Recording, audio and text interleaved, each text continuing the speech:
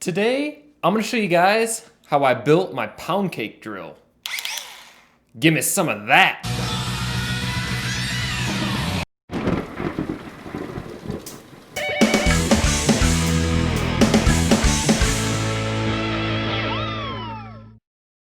What's up guys, Jake here, and today I wanna talk to you about how I made a replica pound cake drill that Eddie Van Halen used on the Unlawful Carnal Knowledge video, as well as in the pound cake music video.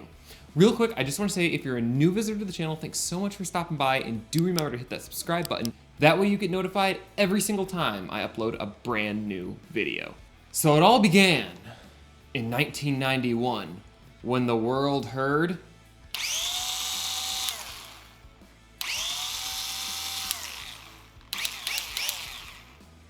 So in 1991, when Van Halen released the Unlawful Carnal Knowledge album, Eddie used the sound of the motor up against the pickup of his guitar to get that intro effect, as well as on the solo. So supposedly this idea came from his tech changing the tubes in one of his amps, one of his Soldano heads, which would later be used to help voice the 5150. And I guess his tech left a Makita 6012 sitting on top of the head. So Eddie wanders in and starts messing around, and all of a sudden gets this cool effect and ends up painting his stripe, bringing it on tour, and that's pretty much it. That's why I painted this drill. Now it all makes sense. Thanks for watching, guys. Now, just kidding, I'm gonna go into how I made this drill. So first thing I had to do was hunt one down. It was not hard. I figured once I found a forum where people were talking about what type of drill he used, I figured they were gonna skyrocket in value. No. I bought this for 20 bucks with a battery and the charger and the case. The hardest thing is finding one with a battery, and I might even buy more now that I already have this one, because I've already got the battery and charger. Now I can just buy the drill and paint all kinds of different colors. So I tracked one down on eBay. It got delivered to me. And I started by watching tons and tons of YouTube videos. I tried to figure out how to take this apart. I'm not gonna lie, I am not a, whatever you wanna call it, tool knowledge inclined at all. I know nothing about tools, let alone ripping one apart. So when I started watching these videos, I got a little overwhelmed, but it didn't seem too hard. So I decided I was just gonna tape everything off and just paint it as is. Because supposedly that's what Eddie did. In up-close videos of his, you can see that the chuck has some paint on it, so it seems like he just quickly painted his. And then I kind of thought about it, and I was like, it'd be kind of fun to learn how to rip it apart and how to grease the grill, and the paint might end up looking a little better. So I ended up ripping it apart. So I got the drill, I ripped it apart like as soon as I woke up one morning, and I had parts just all over the ground. I tried to put parts together so I could probably figure out how to get them back, but maybe not. So I put them all out, and I went to Meijer to buy spray paint, a toothbrush, Dawn dish soap, and steel wool. So I got back. First thing I did was I tried to clean all the old grease out. This drill had the original grease, had never been taken apart, which is normal for a drill, but it was kind of gross, but also it's like, whatever, just gotta clean it out. But I didn't expect it to be so hard to get all the grease out. I started downstairs where I shoot my videos in our utility sink with soap and with the toothbrush. The toothbrush quickly became wrecked, and it was like trashing the sink. So I ended up bringing it outside with a bucket of soapy water and a hose and just went at it with a toothbrush for probably 2 hours. And I still didn't get all the grease out. So once I got most of the grease out, I cleaned it. So I went just with soap and water, and I cleaned the best I could. That way none of the grease was on the outside, and most of it was gone from the inside. Let it dry. Then I took steel wool and I steel wooled the outside of it. That way the paint had something to stick to. I was gonna wet sand it, but my roommate, who actually has ripped apart drills and put them back together, funny enough, told me I should just use steel wool. So I took his word for it. I didn't plan on this thing looking perfect, so I wanted to use whatever I had at my disposal or use some of the easiest methods possible. So I steel wooled it, And then I went to paint, and a thunderstorm started. I mean, like a severe thunderstorm. So the storm passed after a few hours, and I was like, I'm painting this damn drill. So I went outside. I made like a paint box because I live in a city kind of. So I don't have a yard really. So I took it as far as I could from the house. So like 3 feet, and put it in this box with the edges up. And I started by painting it black. I let it dry for about an hour, and I put a second layer on of black, and I let it dry. Before bed, I went in to bring it inside for the night, and it was gone. It got very windy. I found it in the street. Yeah, so I found it in the street, covered in grass and everything because the paint wasn't 100% dry. So I brushed everything off the best I could, and since it was just the black, so there wasn't a ton of, you weren't gonna really see much of it because it was just the black. That was just gonna end up being the black stripes. So I brought it in, I said, whatever, it's not gonna be perfect, it's my first time doing this. Next day, taped it. Now, as far as the pattern goes, you can't find the best pictures of Eddie's drills. A lot of people will mock the Frankenstein guitar. I kind of just made up my own pattern. I mean, someone looks at this, they know it's the Eddie Van Halen paint job. So what a lot of people don't know is I bought 2 different sizes of masking tape.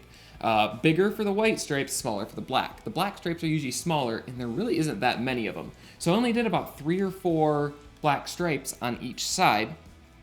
Painted it white, waited an hour, painted it white. Next day, taped it again.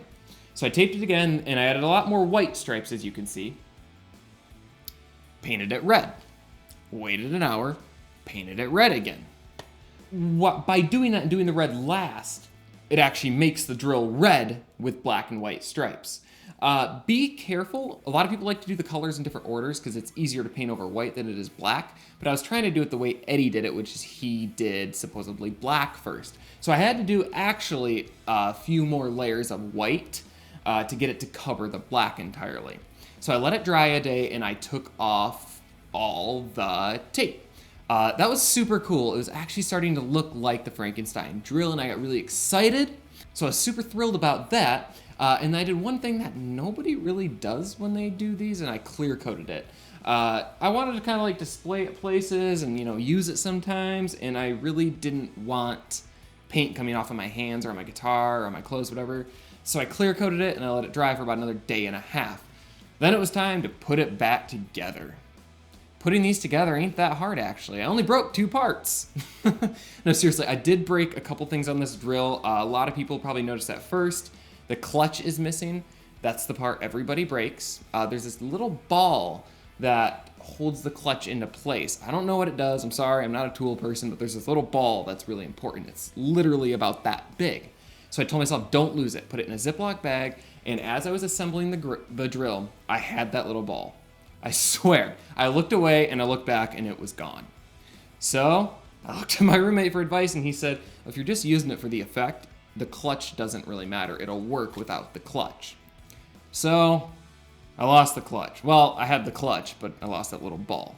So I decided to put it together without the clutch. And I still might try to fix this down the road, but I believe this is the speed control, and that does not work. So it's just stuck at this speed,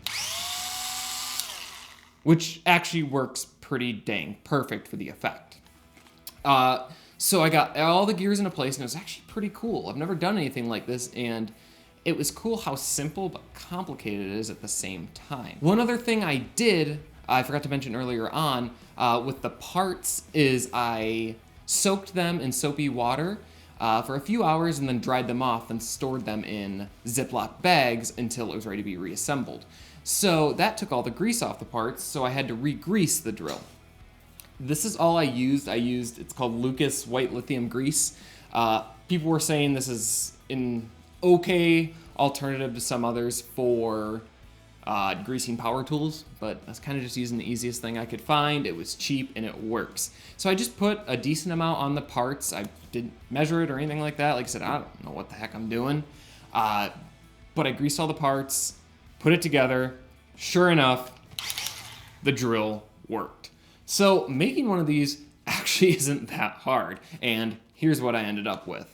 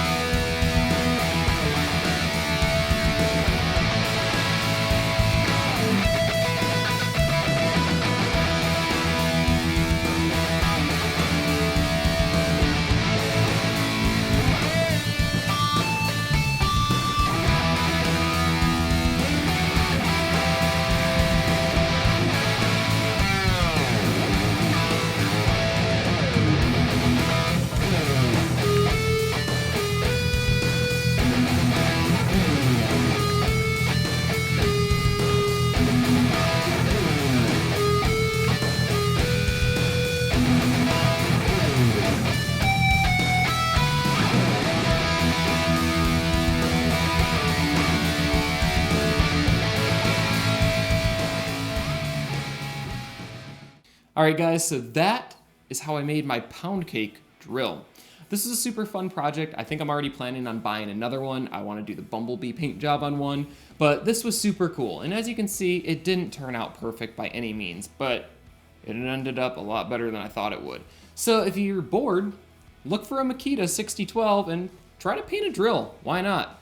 Nothing else to do these days. Quarantine. Seriously though guys, this is a ton of fun. Let me know what color schemes you want me to try next.